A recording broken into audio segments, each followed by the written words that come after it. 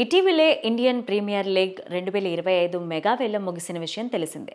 వేలంలో team India star wicket keeper Rishabh Pant భారీ తరహాలో చరిత్ర సృష్టించారు.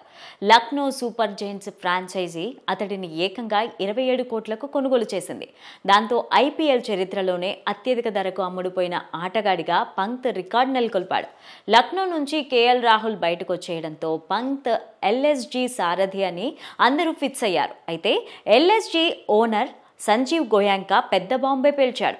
జట్టులో 4 కెప్టెన్స్ ఉన్నారని, అందులో ఒకరే సారథ్యం వహిస్తాడని చెప్పారు. విండీస్ హిట్టర్ నికోలస్ పూరన్ను 21 కోట్లకు రిటైన్ చేసుకున్న లక్నో కెప్టెన్సీ అనుభవం ఉన్న మార్క్రమ్ను, మిచెల్ మార్ష్ను వేలంలో కొనుగోలు చేసింది. పంత్ సహా పూరన్ కూడా కెప్టెన్సీ బాధ్యతలు నిర్వహించిన విషయం తెలిసిందే. దీంతో ఎల్ఎస్జీలో ఇప్పుడు 4 కెప్టెన్సీకి అర్హత కలిగిన వాళ్ళు ఉన్నారు. వీరినే సంజీవ్ గోయాంకా షార్ట్ లిస్ట్ చేశారట. అయితే కెప్టెన్ ఎవరనే విషయంపైన ఇంతవరకు క్లారిటీ ఇవ్వలేదు. ఇప్పుడు టీంలో 4 లీడర్లు ఉన్నారని, అందరూ గెలవాలనే మనస్తత్వంతో ముందుకు వెళ్తున్నారని సంజీవ్ చెప్పుకొచ్చారు. ఆకాష్ చోప్రా యూట్యూబ్ ఛానల్లో సంజీవ్ గోయాంకా మాట్లాడుతూ ఐపీఎల్ 2025 వేలంలో అద్భుతమైన వ్యూహాలను అమలు పరిచి సక్సెస్ అయ్యాం. ముఖ్యంగా మిడిల్ ఆర్డర్ ఫినిషింగ్ పైన దృష్టి సారించాం. 3వ స్థానం నుంచి 8వ స్థానం వరకు జట్టు చాలా బలంగా ఉంది.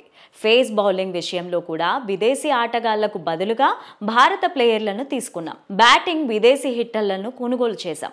ఇప్పుడు 2 విభాగాల్లో కాంబినేషన్ చాలా బాగుంది. జట్టు పట్ల మేం సంతోషంగా ఉన్నాం. ఇప్పుడు జట్టు ఎంతో సమతూకంగా ఉంది. మా టీం తరహాలో ఏ టీం కూడా ఇంత బలంగా లేదు అని జట్టులో 4 సారథులున్నారు. Rishabh Pant, Nicholas Pooran, Aiden Markram, Mitchell మార్ష్లు గెలవాలనే మనస్తత్వం కలిగిన వారని అన్నారు. రిషబ్ పంత్కు గెలవాలనే తపన ఎంతో ఉంది. రోడ్డు ప్రమాదంలో తీవ్రంగా గాయాల పాలై మళ్లీ క్రికెట్లోకి వచ్చాడు. గతంలో కంటే ఇప్పుడు బాగా ఆడుతున్నాడు. పంత్కు 27 ఏళ్లు కాబట్టి ఇంకో 10 నుంచి 12 సంవత్సరాలు లక్నోలోనే ఉంటాడని ఆశిస్తున్నాం.